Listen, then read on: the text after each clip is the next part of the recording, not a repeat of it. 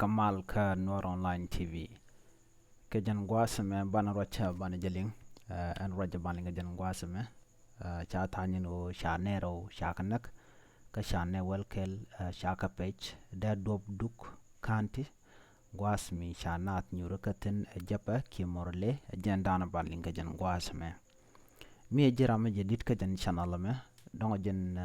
chang nyam go jen wo biejek de jite jen o jen ku subscribe ki ku jen waka nasin ko ken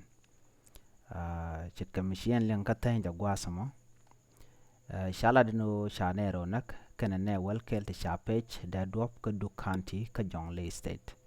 an edi kwishke lada commissioner ki kwerwich ni Peter Lam Ladjor jaram danan la commissioner rewujin wini charwaja mo chachalat shalad no rega nyam toka ka shanka kel ka paiwaro gwas mi shawu ni dangro nyurakaten ka shwakanak ka kan jen kan ka panyang payam waka ka padiet payam panyang payam jen gwadan jen gaten ka wodian ka padiet payam ngoda kan chobanda doba mo shwa ye ken shwa ka bat ke shwa kan nagan gwas mo ne kana sanang na kamorle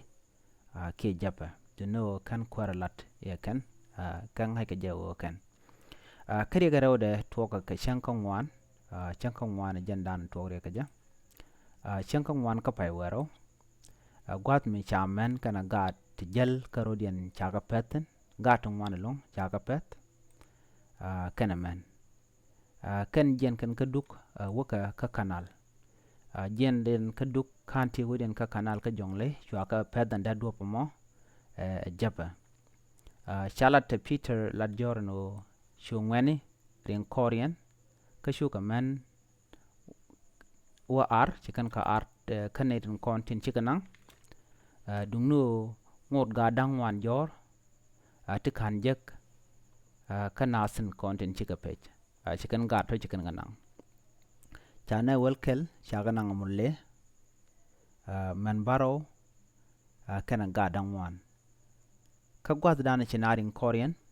ke shingwan chika wo gwad dana chi jaba kanangtan ke nanga chaga pekija chala dino shaman shop ka baro chaga jek ngwani gwadan chika rin kor jaba ka ke kor morle kan wini mishika man dang baro nongo kan ga dang wan kan ka jek ke kan ka chub gwad dan dikan ganangtan duno chamen chaga lojok ni ka jan changa maba ka jan changa tawri ka maka ja shwalad bano chamen bakel ko ken chaga page ajapa kana ga dulkel jan ka poktap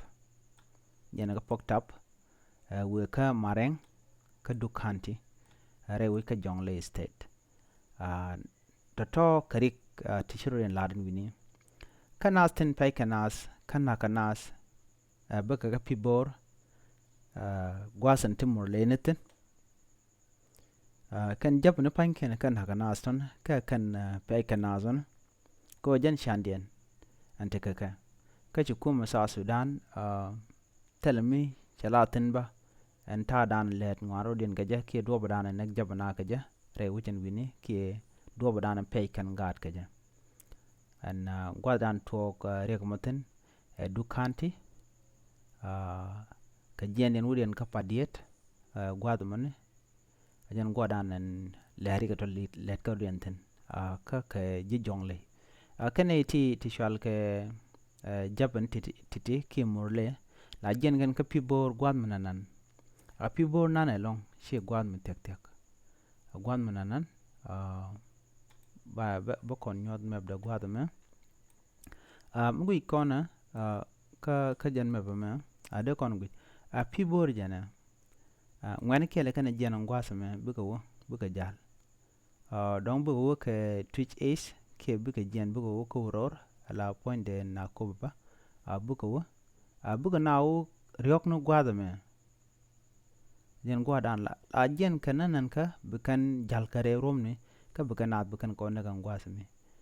kan woda shukuma sa Sudan telemlade kan tokan dial ba ko lel padiet jene duk padiet du pa di jana ka jan du kana me yen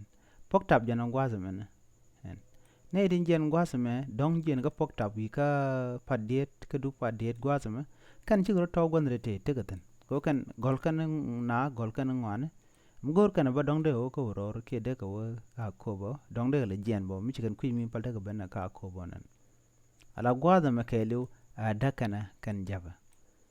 katela mulat ke woje dide ma dakan ne shang nakan nas kan kan gat katela mulat ke ten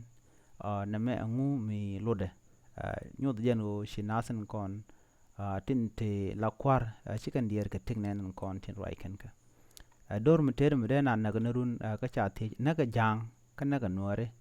ko mugi kon gwa da bor jan gwa da bor te ga longo la kana na ga gwa bu nyo jen bu kujumene nega twitch is nyoko naga kujumene na ba ka kobo bu nyo jen bu kan wi dial kan odak bu jen bu na ki Ethiopia ka kujumene ka kuj poshala la kuje woj barman ki kujan woja nyo ana ma ke liu ja nyo kana ngat mi jen nganten kon te ka pi boru ga gwat mi ko la jen gol kan jel ga bu benena bu jal bu na benda gwat yo ngodien ga je yo aguri bu kan ngojen ga poshala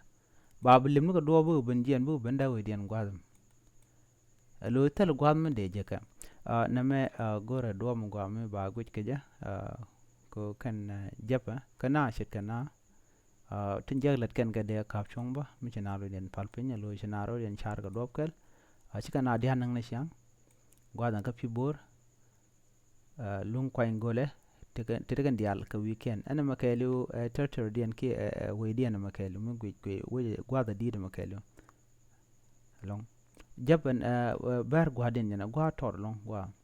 bar gwadin ku yelo shi gwadi kan te dial te gorgan kap chong mi chena den mat jale dan di lenga jan gwa sama no che jaba chana te ganak ka che ala undang ro chaganak ka chenai chop ko wel kel chaganang ka ga dangwan ka chaman dang baro chagal wo jogre dien ngwane den kono shi ngai kor japa kan gat kan ka je ko em dien kan jaba bu ka gat bu kan kan ko gala kan ya kok jan ta slavery medan ke ta jang ka me chala no wal ka waine me la kana bana nan ka afrika bu kan ko la du kan ka ko lo shir na ka ko ka ke chana ska le ana makelo de ja kapchong michinarin mat ka dobran de ngwan de real ka ja